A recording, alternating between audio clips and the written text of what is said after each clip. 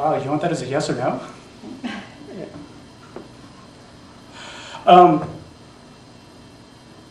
No, I don't think so. I think, and there's a lot, I mean, we can have discussions and debates about this with all sorts of people. And sadly, I think a strong segment of society believes that by saying no, it automatically means that you're this kind of a person. You know, we're jumping to conclusions based off of our answers with that. I think there's a combination there. I like the idea of neighborhood schools. I think neighborhood schools just makes more sense. My son goes to a preschool over in the Highland Creek area. We live in the Mountain Island area. And he's going to, my wife will probably take him to Highland Creek Elementary because it's right next door to Ridge Road. That's 15 miles away. So when his birthday party comes around or the weekends come, all of his friends are over here. And he's over here, so he's got a whole separate group of friends. So I understand there's some social aspects there to what neighborhood schools are, things like that. At the same time, I think we've seen, and thankfully Charlotte is not near to the level of, say, a Chicago schools or New York City schools or some of these other places where the segregation levels have gotten so out of whack that it is separate but unequal again.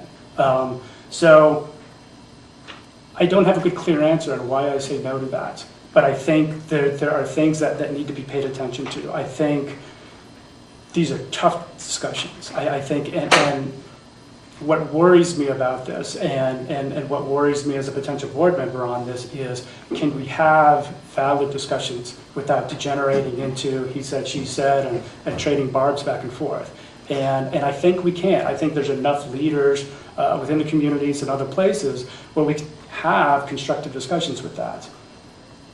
I worry that that's going to take 5 years, or we're going to have discussion after discussion after discussion after discussion, and 5 years from now we're still in the same place. So sometimes you got to make decisions and go forward with things that people aren't going to like, and then come back to that a couple years later and say, okay, what worked, what didn't, let's change that, let's figure out how to make it work better. Simple answer, no. Long answer, it's extraordinarily complicated. How, as a board member, one of a board member responsibility is people assignment. Would you be willing to use that tool to diversify schools? Potentially, and that's a dodge, isn't it? I think so, but I think, again, it goes back to having a lot of discussion. And I want to qualify that by saying that I'm not saying that I want to have this discussion after discussion and just kick the can down the road.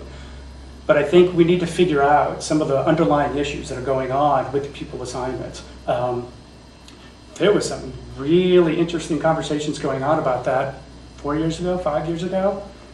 I haven't heard much about it the last couple of years. I don't think it's been fixed. I don't think everybody's happy with it, but it just doesn't seem to be rising to the top of the discussions that you hear about. So I think we need to kind of dig back into that and kind of see where some of that sits, and then figure out how we can best go about that. Because I do think that there's merit to explore the idea of creating a little bit more equal representation in the schools.